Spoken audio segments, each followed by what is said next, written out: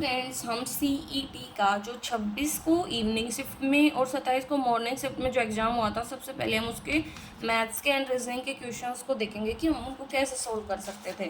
तो जैसे कि यहाँ पे हमें पहले क्वेश्चन दिया गया है कि भी यहाँ पे एक पैटर्न फॉलो हो रखा है कि देखो, सबसे पहले यहाँ पे जो ट्रायंगल बड़ा था वो यहाँ पे आके छोटा हो गया, तो यहाँ पे जो हमारे पास सर्कल है, ठीक है, वो बाहर आकर छोटा हो जाएगा। ठीक है, यही होगा। दूसरा देखो, पोजीशन चेंज हो गई, पहले ये सीधा था, स्ट्रेट था, फिर ये 45 डिग्री है ना, क्लॉकवाइज मुड़ गया, तो ये भी 45 डिग्री क्लॉकवाइज मुड़ रहा है, तो हमारा आंसर ई हो जाएगा। नेक्स्ट यहाँ पे ये तो कंप्यूटर का है कि भाई कौन सा करेक्टली मैच नहीं है, तो हमें पता है, आप ये वर्ड तो आपने बहुत ज़्यादा कॉमन सुना होगा, भाई मेरे को 1 GB नेट मिलता है, तो 1 GB में 1024 MB होती हैं।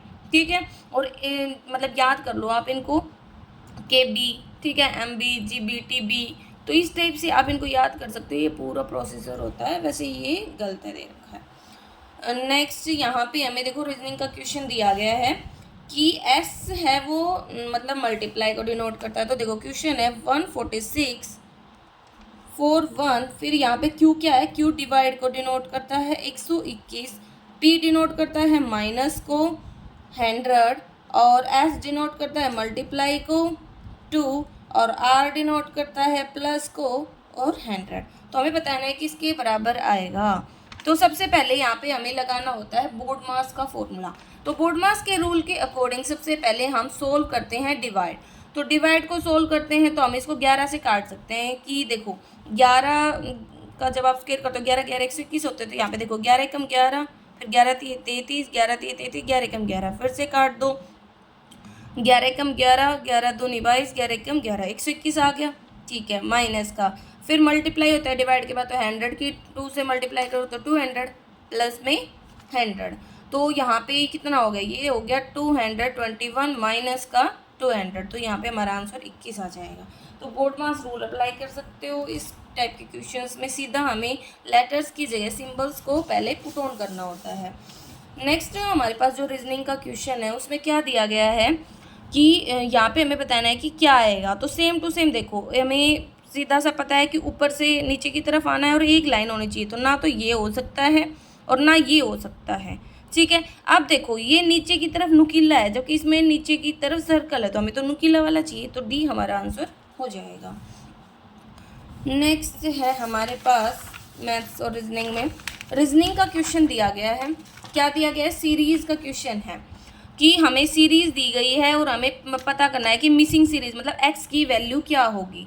तो देखो सीरीज़ को आप उतारो, 14 14 28 84, ठीक है, 336 और एक्स। तो देखो यहाँ पे आप खुद देख पा रहे हो कि यहाँ पे है ना मल्टीप्लाई हो रहा है, यहाँ पे तो एक ही है, 14 एकम 14। याद रखना जब सीरीज बढ़ रही हो, बड़ी बड़ी होती जा रही हो, तो मल्टीप्लाई ही होगा, लेकिन थोड़ा थोड़ा डिफरेंस हो तो एडिशन या सब्ट्रैक्शन होगा। ये है 14 दूनी 28, लेकिन आप ऐसे भी देख सकते थे भाई 14 एकम 14, 14 दूनी 28, 14 ते 42 नहीं हो रहा, लेकिन ऐसे तो इसका मतलब ये हो रहा है कि पहले इसको 1 से मल्टीप्लाई किया, फिर इसको 2 से, फिर इसको अब 3 से मल्टीप्लाई कर रहा है कि 28 3 84, फिर 84 की 4 से और इसकी 5 से, तो यहाँ पे हमारा आंसर 1680 आ जाएगा।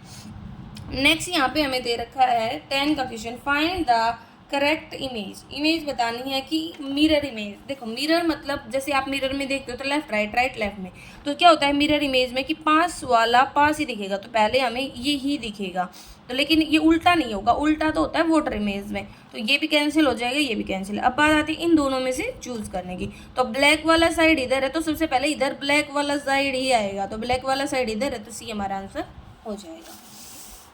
अब बात आती है कि स्मॉलेस्ट नेगेटिव इंटीजर कौन सा है। देखो अगर आपसे कोई पूछे कि सबसे छोटा नंबर क्या है, तो आप कहोगे 0 1 2 ऐसे बोलते हो।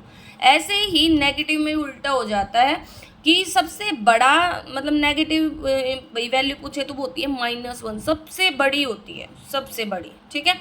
और सबसे छोटे की बात करें अगर इन ऑप्शंस में, तो वो -3 ही है, ठीक है, क्योंकि माइनस का साइन लगने के बाद जो बड़ी वैल्यू होती है पॉजिटिव में वो छोटी हो जाती है नेगेटिव में। फिर बात आती है what is the value of sine 90 multiply कोस 0। तो इनकी वैल्यूज याद होनी चाहिए, जो हमारे पास टेबल है ट्रिग्नोमेट्री की, वो कि साइन 90 की वैल्यू होती है 1 और कोस 0 की वैल्यू भी होती है 1, तो यहाँ से हमारे पास क्या आ जाएगा आंसर 1 1 मल्टीप्लाई 1 1, ठीक है।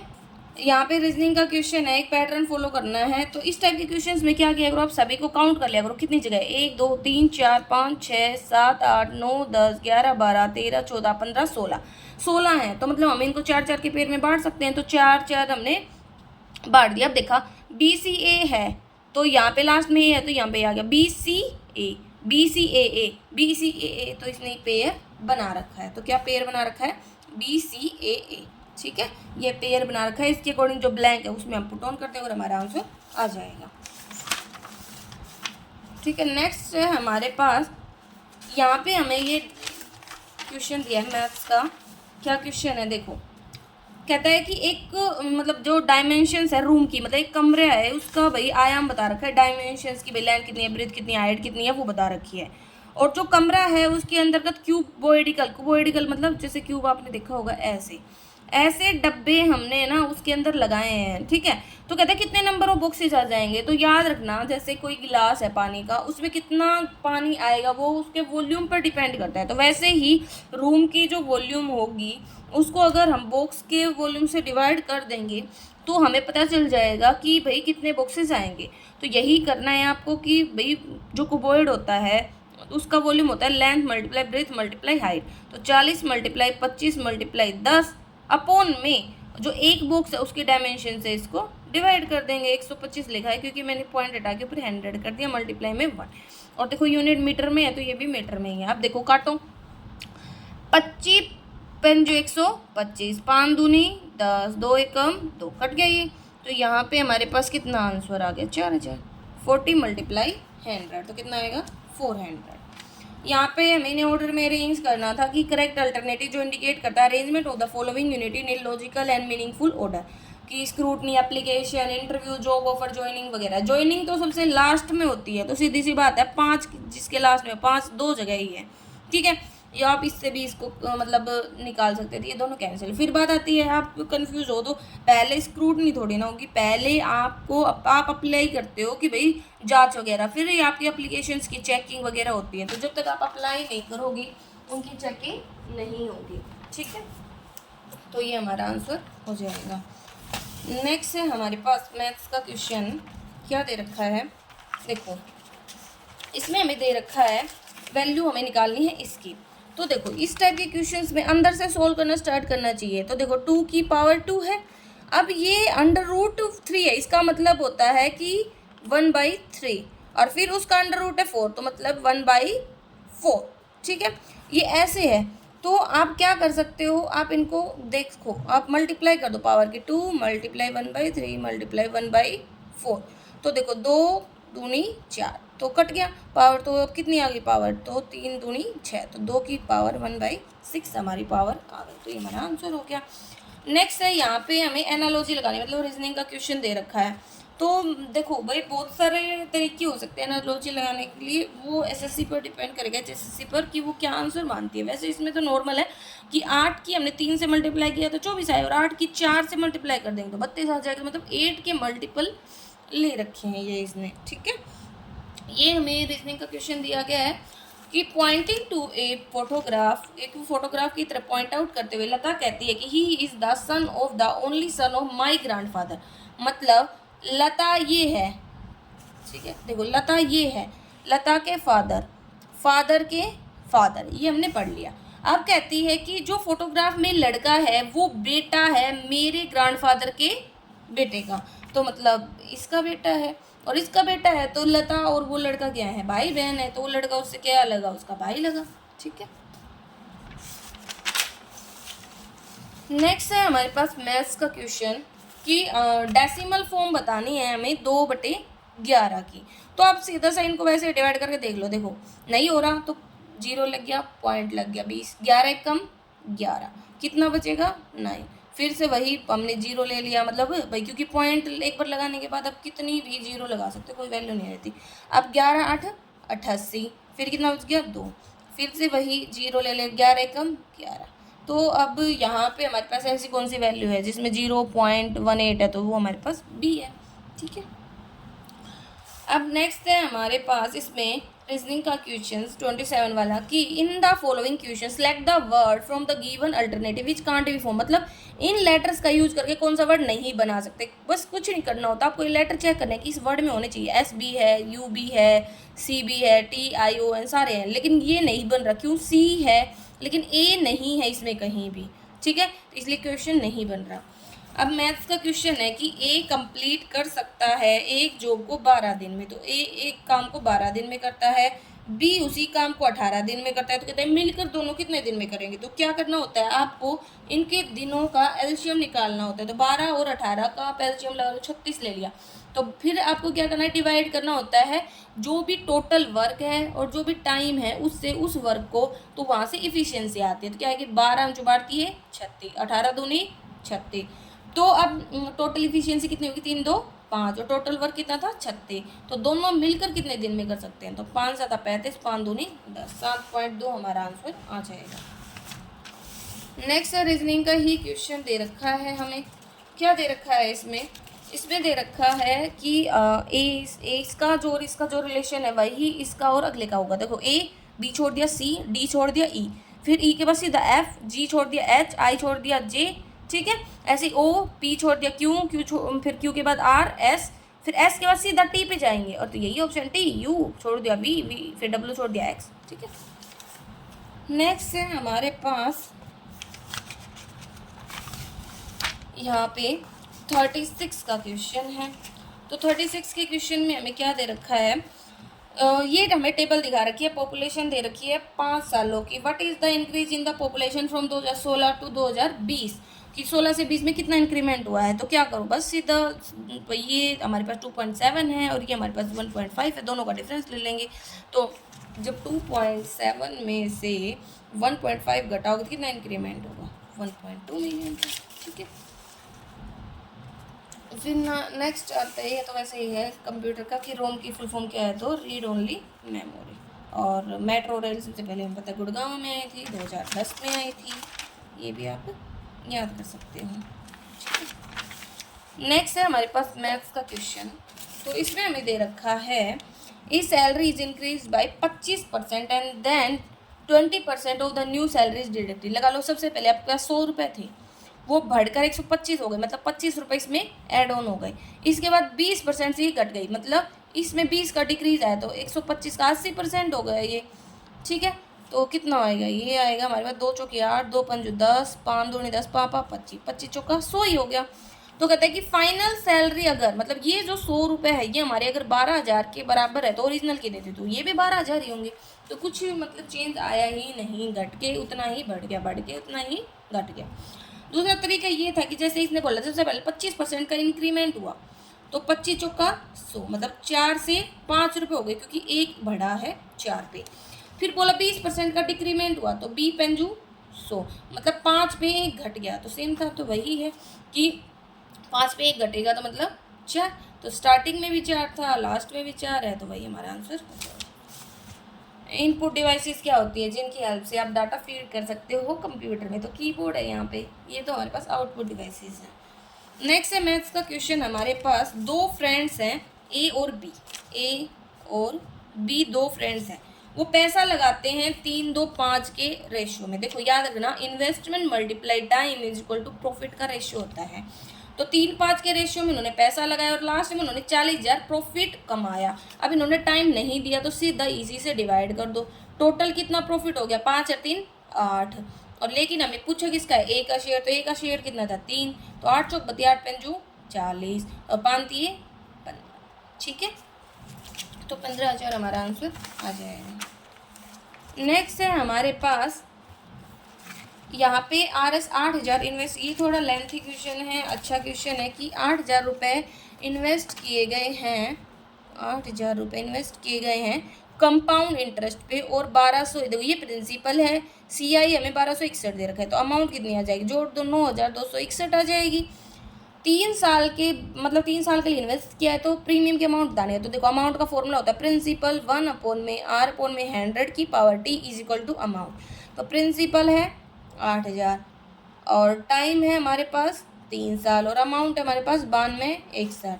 तो यहाँ पे इसको 8,000 को नीचे भेज दो, 1/r/100 की पावर 3 इज इक्वल टू 92,061/8,000। अब 3 है तो उधर जाके क्या हो जाएगा, क्यूब रूट हो जाएगा।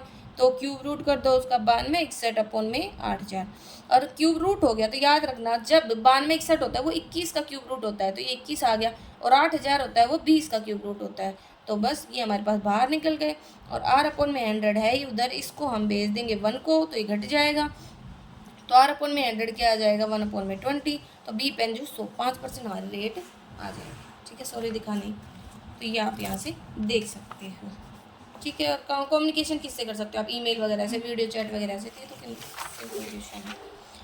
नेक्स्ट है हमारे पास रेशियो का क्वेश्चन दे रखा है। क्या दे रखा है कि AB का रेशियो है 3:2, ठीक है, और BC का रेशियो है 3:5। ऐसे ही लिखना, B का B के नीचे, C का C के नीचे। अब ये जगह खाली है तो क्या करो, साइड वाले नंबर को फिलअप कर दो। अब मल्टीप्लाई करो, 3 दिया 9, 3 दूनी 6, 5 दूनी 10। तो यहाँ पे रेशियो आ गया 9, 6, 10। नेक्स्ट है हमारे पास मैथ्स का क्वेश्चन। एक पर्सन है वो इनकर करता है लॉस 10% का एक वॉच को 450 में बेच के। तो मतलब SP था 450 का, उसने 10% के लॉस पर बेचा, तो CP कितना लीजिएगा है 450 डिवाइड में ये 90 रुपये की वैल्यू है। क्यों, क्योंकि 10% के लॉस पर बेचा था, और हमें तो CP निकालना है जो 100 रुपये का था। ठीक है, तो 0 से 0, 9 चौक 3 पंजू 45, तो 500 हमारे पास CP आ गया। अब कहता है कि कितने रुपए में बेचे कि उसे फ़ायदा हो 10% का। तो 500 रुपये CP है, 10% का फ़ायदा चाहिए, तो 100 पे 10 मतलब 110/100, 0 से 0। तो 550 रुपये में बेचेगा तब उसे 10% का फ़ायदा होगा। नेक्स्ट है हमारे पास 60 वाला कि एक पर्सन है वो ट्रैवल करता है 120 किलोमीटर 4 घंटे में। तो स्पीड कितनी आ गई, 4 × 30। अगर वो अपनी स्पीड को 10 से बढ़ा दे, मतलब 30 स्पीड आई थी उसमें 10 जोड़े, मतलब 40 स्पीड हो गई नहीं, तो सेम डिस्टेंस को कितने में कवर करेगा। तो हमारी डिस्टेंस 120, नई स्पीड है 40, तो 4 × 12 आंसर आ जाएगा 3 आवर। नेक्स्ट है हमारे पास एक शॉपकीपर है वो मार्क करता है एक आइटम को 2000। मार्क का मतलब होता है कि जैसे नहीं होता मार्क प्राइस लिखा होता है वो, तो हमारे पास मार्क प्राइस दे दिया 2000, और कहता है कि वो 2 डिस्काउंट होता है 15 और 10 के, तो सेलिंग प्राइस बताओ। याद रखना डिस्काउंट हमेशा मार्क प्राइस पे दिए जाते हैं। तो मार्क 2000 पे एक बार तो 15% का डिस्काउंट दिया, तो 15 घट गया, तो मतलब 85 वैल्यू बच गई, और एक बार 10% का तो 10 गया, तो 100 में से 90 बच गया। तो क्या वैल्यू आ जाएगी, 2 0 से 2 0 कैंसिल, 1 0 से 1 0, इधर से ये 0 कैंसिल। तो कितना आएगा, मल्टीप्लाई कर दो 85 और फिर 9 दूनी 18, 85 और 18 की मल्टीप्लाई करोगे तो 1530। नेक्स्ट है हमारे पास, देखो रीजनिंग का क्वेश्चन है कि जर्मन, फ्रेंच और लैंग्वेज। तो लैंग्वेज तो ये पूरा हो गया, और जर्मन भी एक लैंग्वेज है, फ्रेंच भी एक लैंग्वेज है, लेकिन दोनों में कोई रिलेशन नहीं है, तो ये हमारा आंसर आ जाएगा। नेक्स्ट है हमारे पास which of the following is true for this. तो देखो x की वैल्यू ये दे रखी है, और 27 को आप क्या लिख सकते हो, -3 किसके अंडर रूट के अंदर, और उसका भी क्यूब रूट है। तो देखो 3 बार है ये, और तो 3 बार है, तो हमें क्यूब रूट ही निकालना है, तो -3 हमारा आंसर आ जाएगा, वो बाहर आ जाएगा। वैसे तो पता है क्या होना चाहिए, अनडिफाइंड होना चाहिए इसका आंसर, क्योंकि अंडर रूट में जो माइनस होता है उसके लिए आयोटा का यूज होता है, तो इसका हमें आंसर अनडिफाइंड देना चाहिए। ठीक है, और वो SSC बता देगी भाई क्या आंसर देती है, दोनों हो सकते हैं वैसे, -3 अनडिफाइंड वो बताएगी। नेक्स्ट हमें दे रखा है रीजनिंग का ही है कि हमें कंक्लूजन निकालना है। मॉर्निंग वॉक से ना हेल्थ के लिए अच्छी होती है, जितने भी हेल्थी लोग होंगे वो मॉर्निंग वॉक करते होंगे। ऐसा कुछ नहीं, ज़रूरी नहीं है कि हेल्थी लोग सभी मॉर्निंग वॉक करते होंगे, लेकिन हाँ वो ज़रूरी होती है। क्या इवनिंग में वॉक करना हार्मफुल होता है, ऐसा भी कुछ नहीं है, तो ये भी गलत है। तो हम कोई भी इसके अकॉर्डिंग हम ना प्रूव नहीं कर सकते। ठीक है, ये है हमारे पास कि 10 - 2 × 3 + 8 डिवाइड में 2। तो सबसे पहले ब्रैकेट सोल्व होगी, तो 10 - 3 दूनी 6 प्लस, फिर डिवाइड होगा 2 चौकी 8, फिर एडिशन होगा 10 और 4 14, माइनस का 6, तो कितना आएगा 8 आंसर आ जाएगा। फिर क्या कर रखा है, पैरेललोग्राम के लिए क्या ट्रू नहीं है। तो पैरेललोग्राम आपने देखी होगी, इस टाइप की शेप की होती है। ठीक है, तो जो पैरेललोग्राम होते हैं उसकी अपोजिट साइड इक्वल होती है, बिल्कुल अपोजिट एंगल भी इक्वल होते हैं, लेकिन उसके एंगल है ना बाइसेक्ट नहीं किए जाते डायगोनल के द्वारा। अपोजिट एंगल ये गलत है, और डायगोनल एक दूसरे को बाइसेक्ट करते हैं ये सही है, लेकिन अपोजिट एंगल बाइसेक्ट किए जाते हैं डायगोनल की द्वारा, ऐसा नहीं है। ठीक है,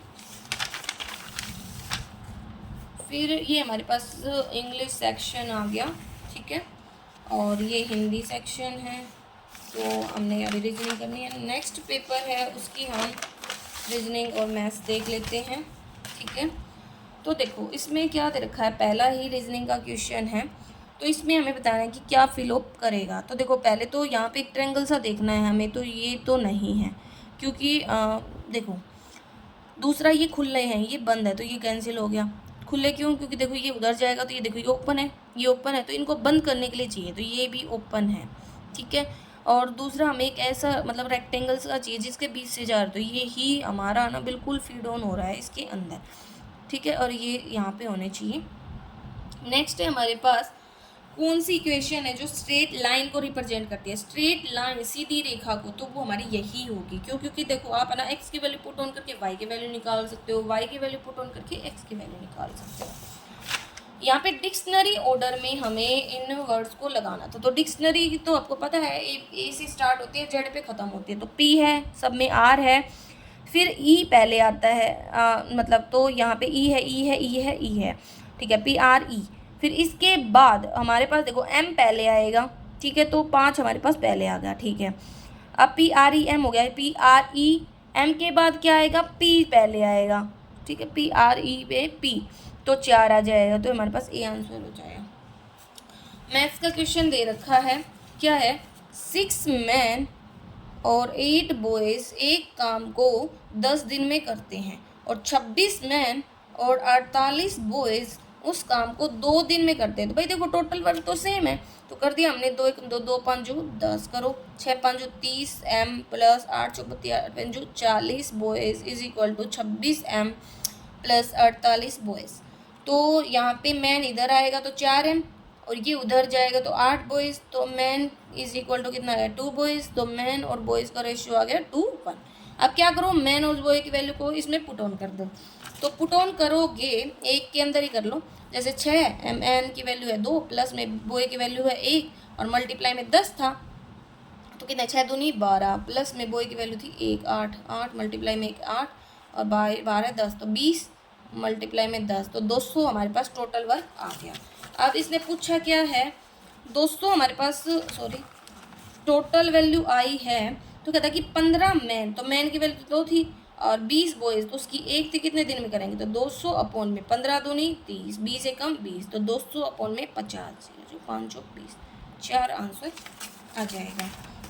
ये रीजनिंग का क्वेश्चन दे रखा है कि किसी सर्टेन कोड लैंग्वेज में कहता है इन द एंड को हमने मो फिजिक ओमेट से दिखाया है, एंड इन द ईयर को हमने ऐसे, तो हमें कोड निकालना है नियर का। नियर चेक किया हमने, दूसरे और तीसरे कोड में है। ठीक है, और कहीं नहीं है, तो दूसरे तीसरे कोड में जो कॉमन होगा वो हमारा आंसर होगा। तो इसमें हमारे पास ए जेड एच नहीं, ए जेड एच इसमें भी है, ए जेड एच इसमें भी, तो हमारा यही आंसर हो जाएगा। ठीक है, नेक्स्ट है हमारे पास, एक मिनट सॉरी, रीजनिंग का क्वेश्चन दे रखा है कि यहाँ पे ट्रायंगल अंदर था वो बाहर आ गया, और बाहर वाला अंदर जाके कलर हो गया, तो यहाँ पे ट्रायंगल अंदर था वो ट्रायंगल बाहर आ गया, और बाहर वाला अंदर जाके कलर हो गया। ठीक है, शीतला माता का जो मेला होता है वो गुरुग्राम में लगता है, कि वो दोराड़ा चाय की पत्नी माता शीतला। नेक्स्ट है हमारे पास एक कैंडिडेट है, ठीक है, जो 20% मार्क्स स्कोर करता है एक एग्जाम ने, मान लिया 100x मार्क्स का एग्जाम था, एक कैंडिडेट ने 20x मार्क्स स्कोर किए, लेकिन 30 नंबर कम आए जिससे वो फेल होगा। अगर 30 नंबर और मिल जाते तो पास हो जाता। ऐसे एक दूसरा कैंडिडेट है जिसने 32% मार्क्स स्कोर किए, लेकिन उसके 42 ज़्यादा थे, पासिंग मार्क्स थे, तो ये पासिंग मार्क्स है, तो पासिंग मार्क्स के बराबर करने के लिए 42 घटा देंगे, तो 20x है, इधर 32x, ये उधर जाएगा तो कितना 12x बचेगा, और ये इधर आएगा तो 30 प्लस 42, तो 12x इज इक्वल टू 72, तो x में 12 छीन 72, तो टोटल नंबर कितने आ गए, यहाँ पे x की जगह 6 की वैल्यू पुट कर देंगे तो 600 हमारा आंसर आ जाएगा। ठीक है, फिर बात आती है कितने बार जो एक घड़ी होती है उसमें जो सुई है वो स्ट्रेट लाइन का एंगल बनाएंगे अपोजिट डायरेक्शन में, तो याद रखना 12 घंटे में 11 बार बनाती है, तो 24 घंटे में 22 बार बनाएंगे, ठीक है, अपोजिट में। नेक्स्ट यहाँ पे भी देखो, आप देख रहे हो कि दोनों क्वेश्चन बिल्कुल मतलब सेम टाइप के क्वेश्चन से ही बने हैं। क्वाड्रिलेटरल लोम्बस पॉलीगन, तो जो क्वाड्रिलेटरल पॉलीगन होते हैं उसमें क्वाड्रिलेटरल आती है और रोम्बस उसके अंदर आती है, तो ये हमारा आंसर हो जाएगा। नेक्स्ट है हमारे पास मैथ्स का क्वेश्चन है, क्या दे रखा है, आनंद है दीपक है, दोनों बिजनेस स्टार्ट करते हैं, एक 22,500 रुपये लगाता है और एक 35,000 रुपये लगाता है। Out of the total profit of 13,800, ठीक है, तो भाई प्रॉफिट इन्होंने पैसे लगाए 13,800 का इन्हें प्रॉफिट हुआ था। दीपक का शेयर बताने, तो पहले तो रेशियो निकालो, 0 0 0 से 0 कैंसिल, 5 7 35 0, 5 चौक 20, 5 5 25, 5 9 45, 5 का बाद 5 चौक 20, 9 14 आ गया। टोटल कितना है, 14 और 9 23, तो 23 से डिवाइड करो, और दीपक का शेयर है 14, तो 14, ठीक है, तो ये सब आप करोगे तो आपका आंसर 8400 आ जाएगा। नेक्स्ट है हमारे पास एक आर्टिकल है, उसको मार्क किया जाता है एट 3,000, तो मतलब मार्क प्राइस है उसका 3,000 and is sold at 40% discount, तो एसपी कितना आ गया 3,000 मल्टीप्लाई में 60 अपॉन में 100, क्यों, क्योंकि 100 में से 40 तो घट गया, डिस्काउंट आ गया, 0 से 0 0 से 0, 6 में 36 18, तो 1800 हमारे पास एसपी आ गया। अगर शॉपकीपर को 10% का नुकसान हुआ था कॉस्ट प्राइस पे, तो बताओ कॉस्ट प्राइस क्या था, तो मतलब हमें पता है कि भाई जो नुकसान होता है वो सीपी पे बताया है और उसके बाद एसपी आता है, तो मतलब 10% का, ये 100 था तो ये 90 था, लेकिन ये तो हमारे पास 1800 है, तो कितना आएगा 0 से 0, 9 2 नहीं 18 20, तो 20 से हम इसकी मल्टीप्लाई कर देंगे, तो 2000 हमारे पास आंसर आ जाएगा, ठीक है। अब यहाँ पे हमें रिलेशन दे रखा है फॉर्मूले का कि जो एचसीएम और एलसीएम होते हैं, एचसीएफ और एलसीएम, वो ना दोनों नंबर के मल्टीपल के बराबर होते हैं, तो HCF multiply LCM is equal to number 1 multiply number 2, तो हमारे पास पहला सही है।